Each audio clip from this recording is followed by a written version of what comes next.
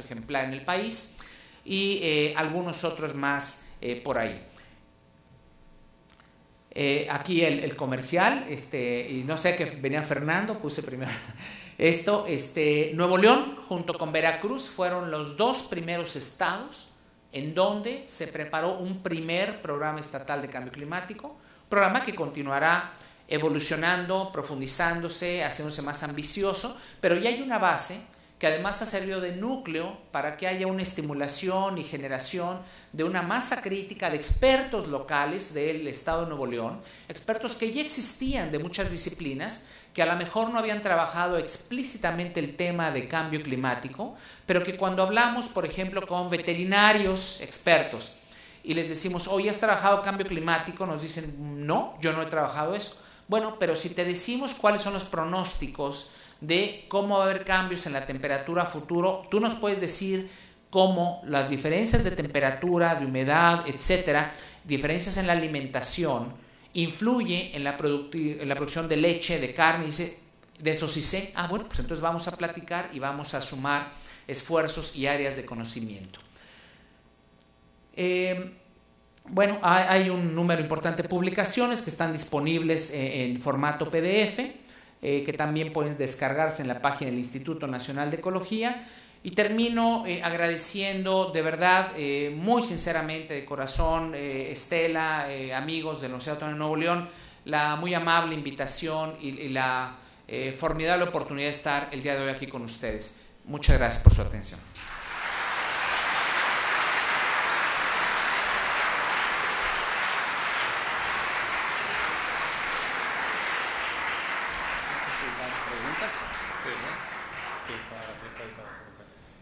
Ahora vamos a pasar a la sesión de preguntas y respuestas, para lo que le pedimos a la doctora Estela Gutiérrez nos haga el favor de pasar a ocupar su lugar en el estrado para acompañar a nuestro conferencista magistral, y le hago entrega de algunas de las que nos han llegado ya.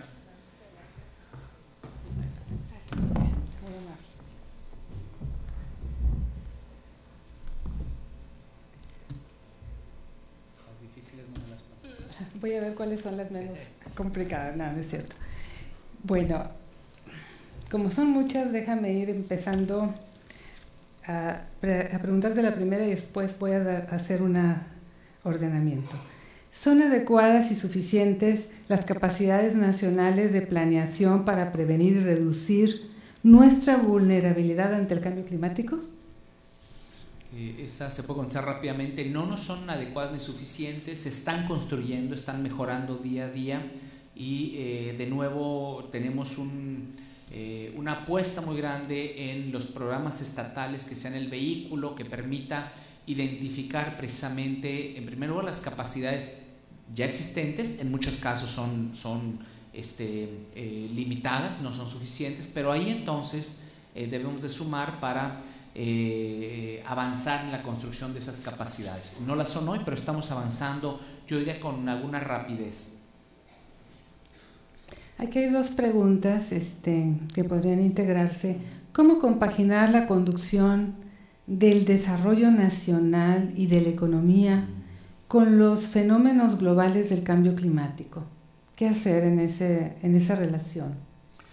Sí, muy interesante la pregunta. Hay toda una línea de trabajo, de pensamiento, e incluso yo diría que se percibe ya la intención de un cambio dramático de paradigma en algunos países con respecto a este tema de la llamada economía verde. Los invito a que revisen lo que ocurrió hace un par de años cuando estaba a todo la crisis económica en el mundo, y que revisen esfuerzos de países como Corea del Sur. Corea del Sur, como ningún otro país en el mundo, preparó un programa anticíclico para responder, para salir de la crisis, para generar empleo, inversión, etcétera, en donde enfatizaban de manera muy clara, de manera muy explícita, una serie de actividades, de inversiones, de propuestas que tenían que ver claramente con una diferente forma de hacer las cosas. En otras palabras, lo que se está proponiendo aquí, o lo que se propuso, que algunos países lo hicieron, fue digamos, levantarse de la crisis, pero no para volver a hacer lo mismo que se venía haciendo, por ejemplo, en términos de la matriz energética de los países, sino que saltar en una dirección diferente, por ejemplo, invirtiendo, apostando con inversiones fuertes en la producción de tecnología, en la construcción de infraestructura o de tecnología para la generación eólica o solar de energía. Y entonces fueron apuestas muy audaces de algunos países. China también, por supuesto, tiene un programa muy agresivo. China hoy es ya el país que desde el año pasado, el que más produce, digamos, turbinas eólicas, paneles fotovoltaicos, el que más produce a nivel mundial, el que más instala en casa y el que más exporta. Entonces, hay enormes transformaciones que se están dando, y en vez de invertir en decir, bueno, a ver cómo pongo más plantas de carbón, hay quienes están tomando direcciones diferentes, ¿no? Nos preguntan también, ¿cuál es el impacto que tendría la pérdida de la biodiversidad en la agricultura y la producción de alimentos en el país en un futuro de largo plazo?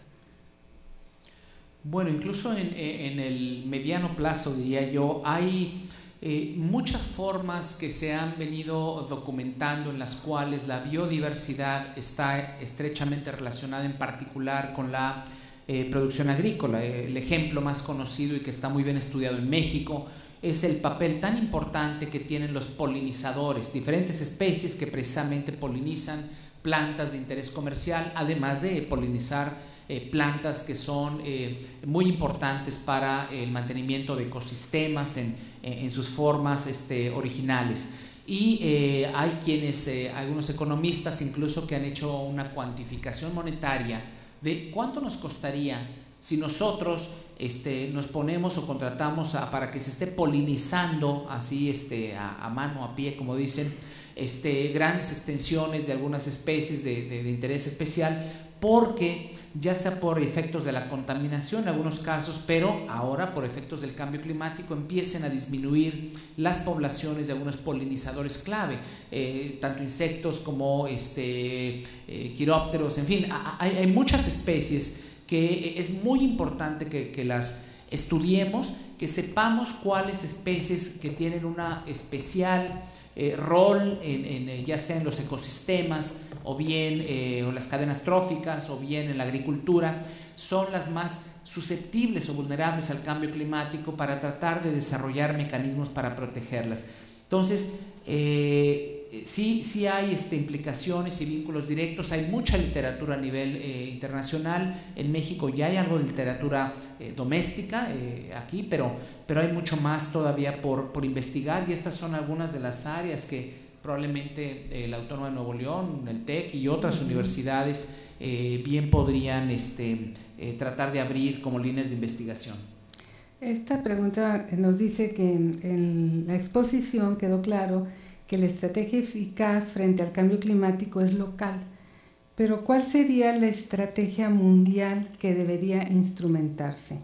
¿En qué países está haciendo lo correcto y qué países son los que no están contribuyendo? Bueno, yo ciertamente no me gustaría adoptar una posición de los buenos y los malos, ¿no? Una cuestión así un tanto maniqueísta.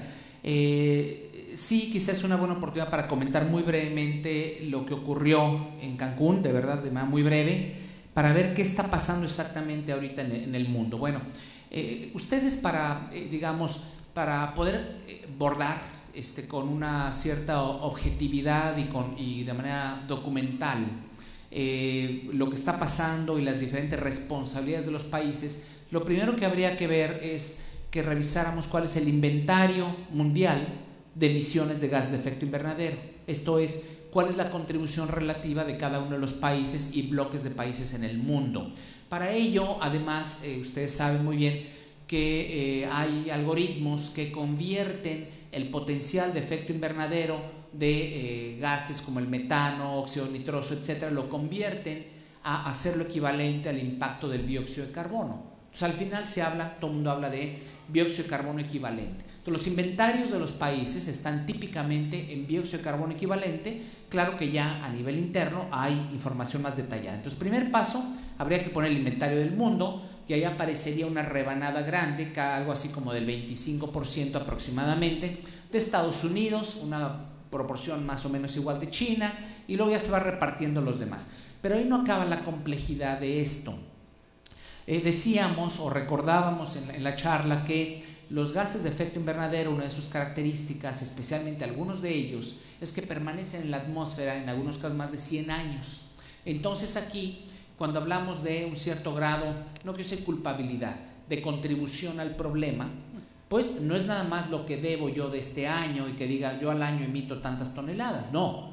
¿Cuánto debo en mi cuenta o en mi deuda climática planetaria acumulada? ¿Desde cuándo? Bueno, pues idealmente desde que empezamos a emitir. La vida media de cada uno de los gases de efecto invernadero es diferente, entonces el tema se vuelve muy complejo, y en la medida que van echándose hacia el pasado y van ustedes construyendo lo que son las emisiones no anuales actuales, sino las acumuladas, empiezan a cambiar con las décadas hasta las geografías del mundo.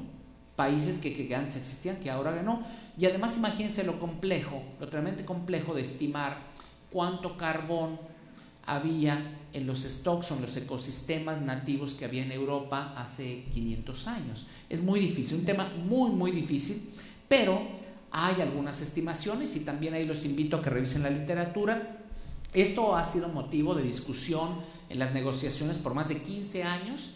Hay toda una tema que se conoce coloquialmente como la propuesta de Brasil. Así le dan ustedes en Google la propuesta de Brasil y se meten a los datos a la página de la Convención Marco de Cambio Climático, la UNFCCC, y aparecerán muchos documentos técnicos donde grupos de intelectuales, de científicos de todo el mundo durante mucho tiempo han intentado cuantificar a cuánto correspondería esa responsabilidad diferencial de los países por su contribución histórica. El tema no se ha resuelto y lo que se ha hecho ya en épocas más recientes es que la interpretación que se da a ese principio sagrado de la Convención de Cambio Climático, de que debe haber una cuestión de responsabilidades comunes, o sea que todos tenemos culpa, pero diferenciadas, y dependiendo de las capacidades diferenciales también de los países para actuar.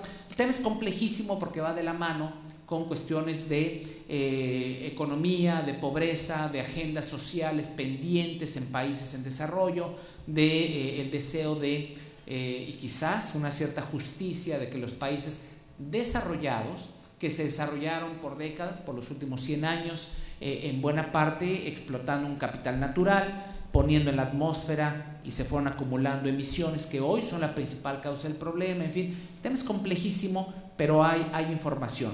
Entonces, todos los países están ya, o casi todos, los importantes en términos de emisiones, están con planteamientos concretos de a cuánto se comprometen entre ahora y el 2020 a reducir sus emisiones.